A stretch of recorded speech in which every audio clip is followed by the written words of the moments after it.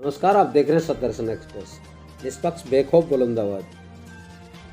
असामाजिक तत्वों दबंगों से बार बार जान से मारने की धमकी मिलने पर सवराड़ गांव के पूर्व सरपंच कैलाश सावलोत व सरपंच ममता सावलोत ने गांव छोड़ा। ग्रामवासी हुए भावुक। ग्रामवासियों ने सरपंच की सुरक्षा के लिए प्रशासन से लगाई गुहार। पाली जिले के मारवाड़ जंक्शन उपखंड के सवराड़ गांव में बीते कई दिनों से चल रहे भूमि विवाद पर ग्राम के असामाजिक तत्वों एवं दबंगों द्वारा आज बार बार सरपंच को मिल रही जान से मारने की धमकियों के बीच सवराड़ ग्राम पंचायत ने अपने परिवार सहित गांव छोड़ने का निर्णय लिया। सवराड़ गांव निवासी वर्तमान सरपंच ममता कुमारी सावलोत एवं उनके पति पूर्व सरपंच कैलाश सावलोत ने अपनी बुजुर्ग मां को लेकर गांव से निकल गए। ग्रामवासियों द्वारा जब सरपंच के गांव छोड़ने कर जाने की सूचना मिली तो ग्रामवासी सरपंच के आवास पर पहुंचे एवं सरपंच को मनाने एवं रोकने की कोशिश की, लेकिन सरपंच नहीं माने और नहीं रुके।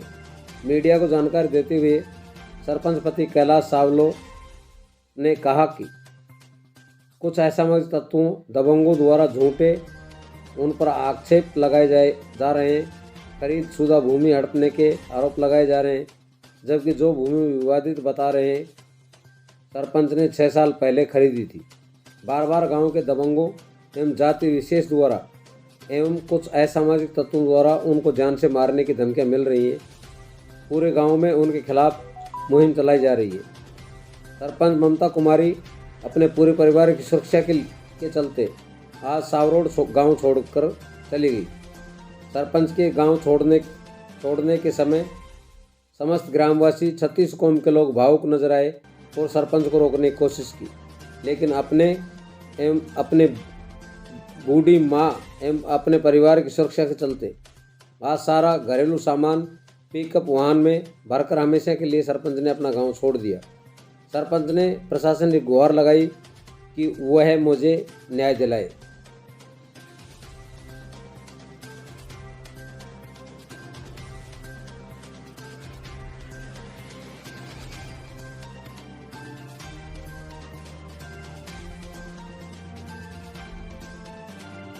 सरपंच साहब, आज आप गांव क्यों छोड़ रहे हो? मेरा गांव छोड़ने का कारण ये है साहब, ज़मीन विवाद को लेकर काफ़ी दिनों से मेरे गांव में अशांति हो रही है। मात्र मेरे गांव में मेरे परिवार के 2 घर है। ज़मीन मैंने विधिवत रूप से मोल ली है, खरीदी है मैंने ज़मीन। मैंने किसी सीरवी से ज़मीन ली नहीं। ज़मीन मैंने ली है कंचन देवी चैनाराम जाट से और विधिवत उसकी रजिस्ट्री हुई है। मैं मौके पे काबिज हूँ। अब ये चंद लोग, समाज विशेष के कुछ लोग पूरी समाज को बदनाम करके सीधी समाज का नाम देकर ये लोग जो भ्रम फैला रहे हैं गांव में कि आपने ज़मीन क्यों खरीदी, उनके साथ ये 36 कौम का कह रहे हैं। 36 कौम के लोग हमारे साथ हैं, जबकि स्थिति हालात मौके पर यह है कि 35-36 कौम से 1-2 लोग इनके साथ जो मेरे साथ सामने चुनाव लड़े, जो मेरे व्यक्तिगत रूप से वो नाराज है, वो लोग मिलकर ये इस प्रकार का माहौल इन्होंने गांव में पैदा कर दिया। पिछले करीब 1 हफ्ते से मेरे कृषि भूमि पर इन्होंने तोड़फोड़ की। करीब 2.5 से 3 लाख रुपए का मेरे को व्यक्तिगत रूप से नुकसान हुआ। अब कल इन्होंने मेरे कार्यालय में एक सीरी समाज के भामासा दलाराम जी ने जो कैमरे लगाए थे, सामाजिक स्तर पर उस व्यक्ति पर दबाव बनाया गया कि उस कैमरों को सरपंच के कार्यालय से हटाया जाए, जबकि वो कैमरे माननीय पुलिस प्रशासन को सुपुर्द किए गए थे। श्री डिप्टी साहब हेमंत जाकर साहब थे। तब रात को बस स्टैंड पे जो मुख्य चौराहे पर जो कैमरे लगे उनकी केबल काट दी गई। सुबह जब मैंने ऑफिस खोला था वहाँ कैमरे बंद पड़े थे। असामाजिक तत्वों द्वारा ये कृत्य किया जा रहा है। उनकी मंशा यही है कि बस स्टैंड पर मेरा कार्यालय है, सरपंच के साथ कभी भी अनहोनी घटना हो सकती है, क्योंकि मेरे परिवार में मैं और मेरी वृद्ध माँ, मेरी पत्नी और मेरी एक छोटी बच्ची है। रात भर ये लोग धमकियाँ देते हैं, परेशान करते हैं। इस प्रकार का माहौल इस पूरे गांव में, मैं 20 साल से इस गांव की सेवा कर रहा हूँ। सीरी समाज के चंद लोगों ने पूरी समाज को गुमराह कर रखा है। ये सामान्य प्रक्रिया है कि कोई भी व्यक्ति अपने बलबूते पर, अपने पैसों के बल पर किसी से भी ज़मीन खरीदना बेचना ये एक सामान्य प्रक्रिया है। फिर भी इन लोगों ने ऐसी हवा पैदा कर दी। कल ये समाज विशेष में इकट्ठे होकर कुछ चंद लोगों को लेकर एक लिखित बनाया कि आज के बाद हम सरपंच के परिवार के साथ किसी प्रकार का वर्त व्यवहार नहीं करेंगे, न ही उनको किसी कार्यक्रम में बुलाएंगे, न उनके घर पे जाएंगे। बहिष्कार टाइप एक कार्यक्रम इन्होंने किया। जैसे ही मुझे पता लगा कि आप ये हालात बनने लग गए हैं तो मेरा घर में गाँव में घर एक है, मैं नहीं चाहता मेरे परिवार के साथ कोई अनहोनी घटना हो। क्यों इन लोगों को गुमराह किया जा रहा है? चंद मात्र 5, 7, 10 लोगों की ये टीम है, पूरी तरह से माहौल इतना ख़राब कर दिया कि अब मुझे इस गांव छोड़ने के लिए मजबूर होना पड़ रहा है। कल मेरी समाज के अनगिनत अल्पसंख्यक घर हूँ एक टाइप से मेरे समाज में, और इस गांव में छोटी छोटी जातियों को जो कुचलने का प्रयास किया जा रहा है, ये मात्र चंद लोगों की साजिश है। इस गांव में पूर्णतः शांति बनी रहे। मैं ये चाहता हूँ, अगर इनको लगता है कि सरपंच गलत है तो मैं ये आज मेरा मकान का ताला भी खुला रख के जा रहा हूँ और प्रशासन से ये अपील करता हूँ कि ये ताला, ये चाबी, ये मकान, ये ज़मीन सब इनको दे दे। अगर मेरे लीगली टाइटल मेरे पास क्लियर नहीं है तो इनको दे दे।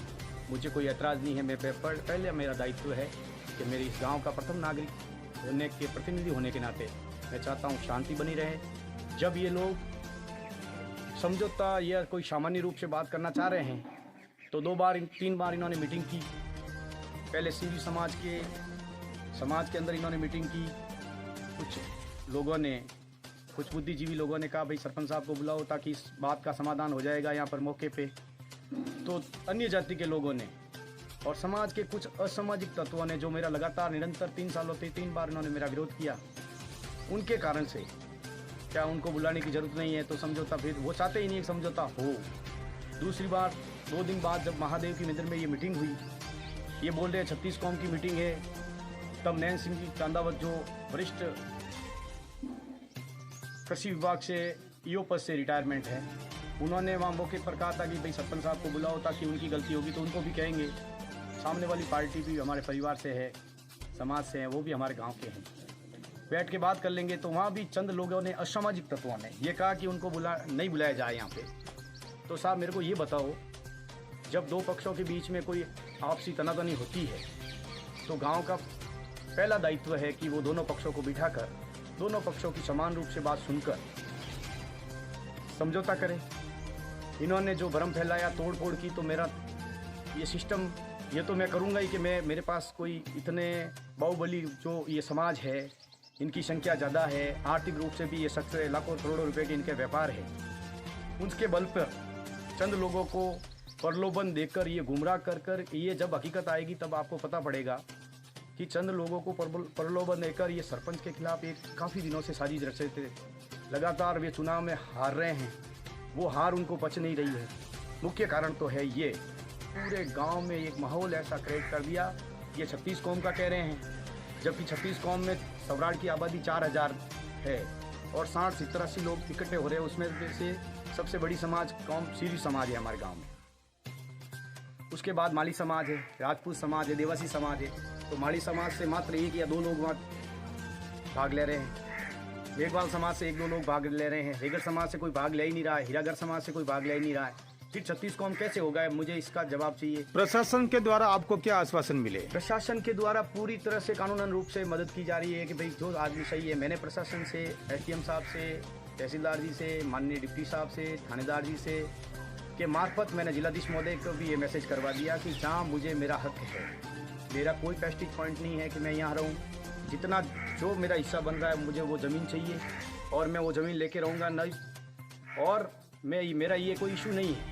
इन लोगों ने ये पूरा माहौल पूरे गांव में ख़राब कर दिया इस ज़मीन के बहाने।